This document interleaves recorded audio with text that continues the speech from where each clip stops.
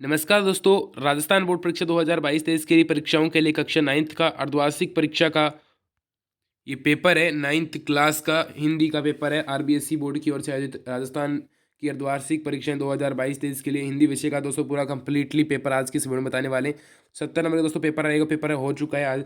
3 घंटे 15 मिनट का दोस्तों ये पेपर है। बीकानेर डिस्ट्रिक्ट का पेपर है ये, ठीक है। और इसमें से सभी डिस्ट्रिक्ट में इसमें से क्वेश्चंस, क्योंकि राजस्थान का शिक्षा मुख्यालय बीकानेर में, सभी को पता होगा। राजस्थान, पूरे राजस्थान का निदेशालय जो है वो बीकानेर से आयोजित होता है। तो यहाँ पर परीक्षाएं आपके 100% इसमें से क्वेश्चन आने की पूरी संभावना है। नीलामी में दोनों बैलों को किसने खरीदा था, तो इसमें दोस्तों का सही हो जाएगा उत्तर। फिर है प्रेमचंद के फटे जूते पाठक के दोस्तों लेखक कौन है, हरिशंकर परसाई, इसका उत्तर हो जाएगा दोस्तों।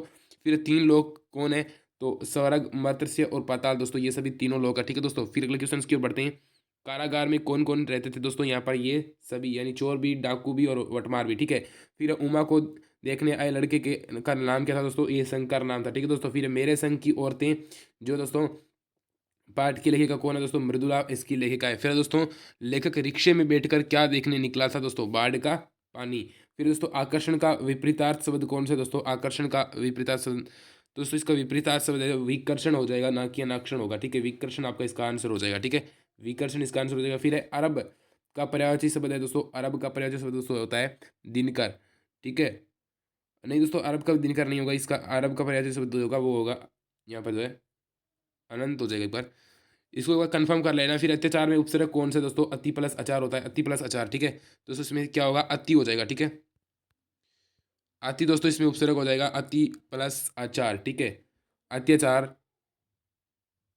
फिर है पोखर के जो जल में कौन खड़ा है दोस्तों, तो पोखर के जल में जो है दोस्तों यहाँ पर कवि खड़ा है, ठीक है, बगुला खड़ा है दोस्तों। इसमें अगला, देवी मैना अपने पिताजी के साथ के महल में रहती थी दोस्तों, विदुर के महल में रहती थी, ठीक है दोस्तों। अगला क्वेश्चन है कि तुम का महत्व तो नहीं जानते, तुम फोटो का महत्व तो नहीं जानते हो।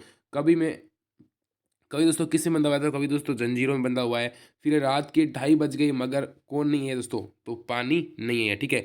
फिर रेणु को देने से फरेज था, क्या देने से फरेज था दोस्तों, रिश्वत देने से फरेज था, ठीक है दोस्तों।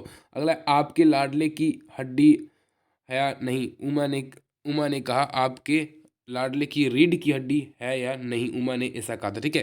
फिर दोस्तों ये इंपोर्टेड दोस्तों प्रश्न पत्र है आपकी, 100% ऐसे ही प्रश्न पत्र के आएंगे।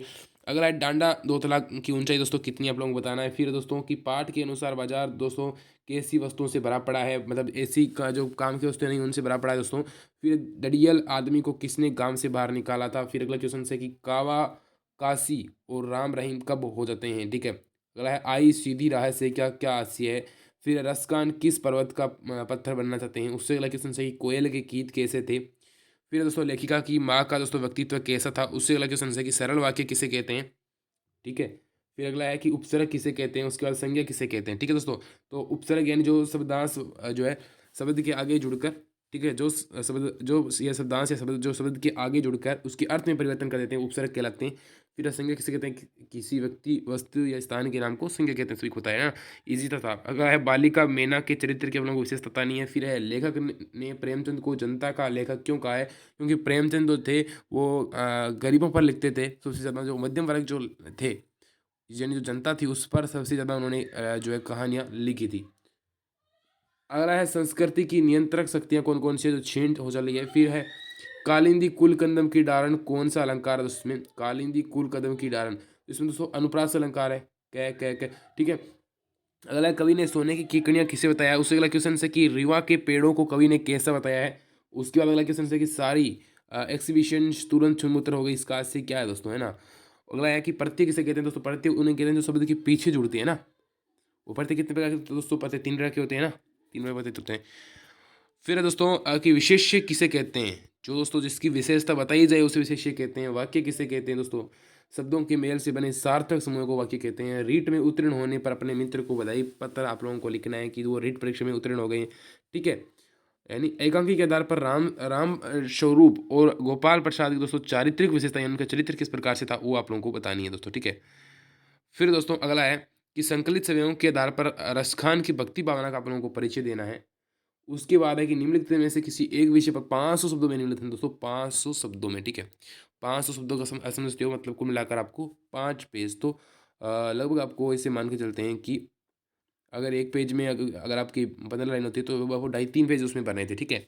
फिर उसमें शिक्षा के बढ़ते कदम, या फिर दोस्तों डिजिटल इंडिया, या फिर मोबाइल फ़ोन एक कितना लाभ और कितनी हानि, या फिर भ्रष्टाचार, एक किसान एक विकराल समस्या, या फिर पर्यावरण संरक्षण, या फिर दोस्तों आपकी लास्ट जो है था, ठीक है, इसमें से लिखना था। फिर दोस्तों आपके कवि ने गाम को हँसता जन क्यों कहा है, या फिर दोस्तों रीढ़ की हड्डी एकाकी में किन सामाजिक कुरीतियों पर प्रहार किया गया है। आप लोगों को दोस्तों बताना है 100% दोस्तों।